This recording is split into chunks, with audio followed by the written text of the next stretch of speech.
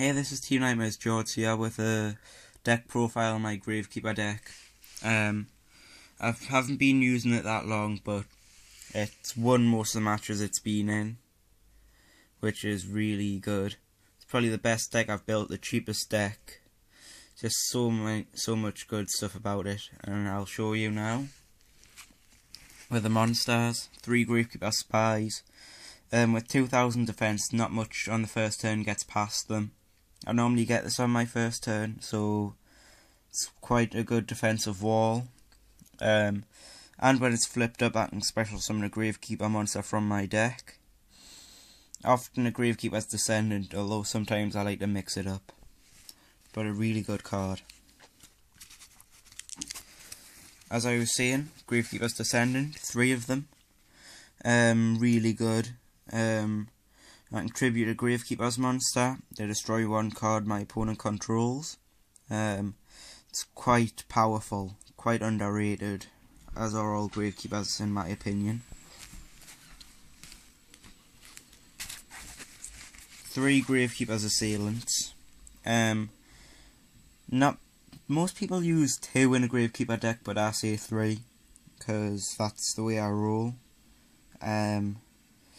It's just good being able to control your opponent's monsters' attack and defense positions, but it only works when Necro Valley's on the field, which can be a bit of a minus point to it.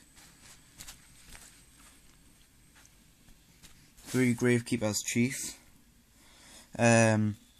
Really like this card, as my field's unaffected by Necro Valley. And also when it's tribute summoned, I can special summon a Gravekeeper's monster from my graveyard, no matter the level, attack or anything. 3 Gravekeeper's Guards. A lot like Gravekeeper Spy. Annoying to run into. And it can return a monster on your opponent's field to the owner's hand. And with 1/9 defense, it is quite strong, and not many cards can get past it on the first turn.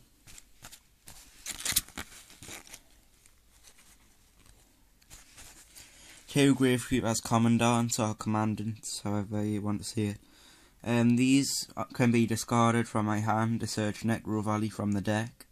Since Necro Valley is a big part in the Gravekeepers, it's quite important to get it out early, and this really helps. If you've got any ultimate rare versions, PM us because I'm after them. 2 Visionaries, the boss of the deck, and it's easy to see why if you can read the effect, but you probably can't. I'll just explain it. It can be normal summoned by tributing 1 Gravekeeper, and if it would be destroyed, you can discard a Gravekeeper from your hand to keep it alive. And for every Gravekeeper monster in the graveyard, it gains 200 attack, so every time you save it from being destroyed, it just gets stronger. It's just really good. It's probably one of the best boss monsters and probably one of the most underrated ones. 2 Gravekeeper's Spear Soldiers. Works well with Assailant, switching monsters to defense mode, and also if there's any annoying monsters that have high attack and low defense, you can just use Assailant, switch it to defense and run it through a Spear Soldier.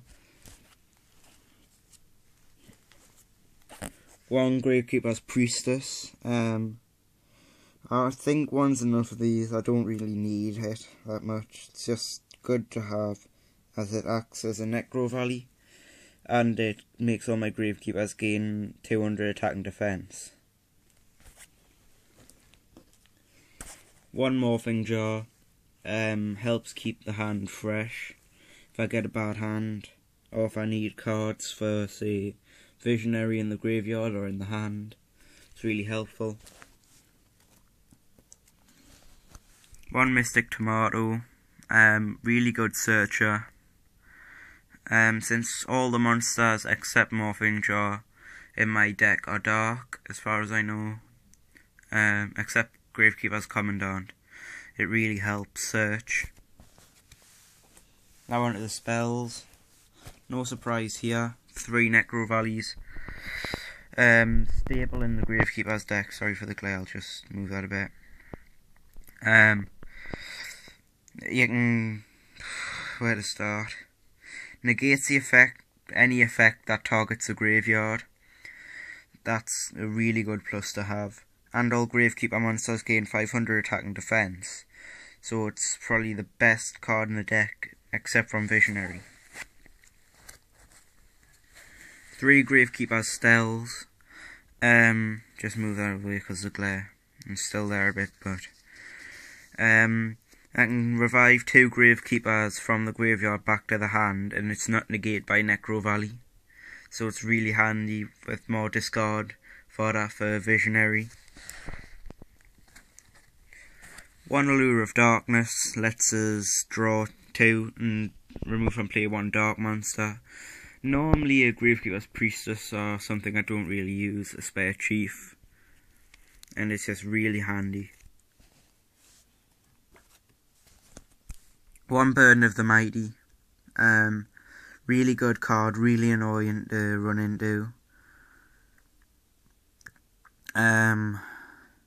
It weakens the opponent's monster's attack by the level it has times 100. So if you're staring down, say, Stardust Dragon, it loses 800 attack, which means basically nearly any monster in my deck with Necro Valley can destroy it. 1 Mystical Space Typhoon, for safety reasons.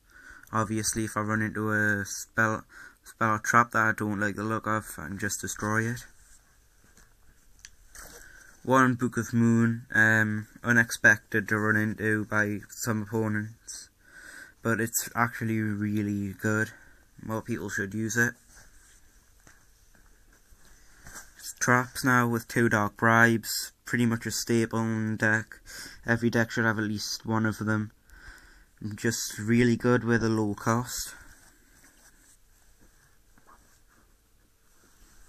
2 Bottomless Trap Holes, pretty much the same as Dark Bribe. All decks should have at least 1. It's so annoying if your opponent makes loads of hard work to get out a synchro and you just activate 1 card and watch all that work go to the remove from play zone. Sad, really. 1 Mirror Force. It's only at 1, so I can only have 1, but it's probably the most destructive trap in the game currently. But really fun to use. Watch your opponent build up their attack lines and then watch it fall with 1 card. 1 Starlight Road. Absolutely love this card to bits. If your opponent's too careless and destroys too many monsters, boom, Starlight Road. Let's just get this out, Stardust Dragon, which is a very destructive card, as a lot of people should know. It's just so simple to use.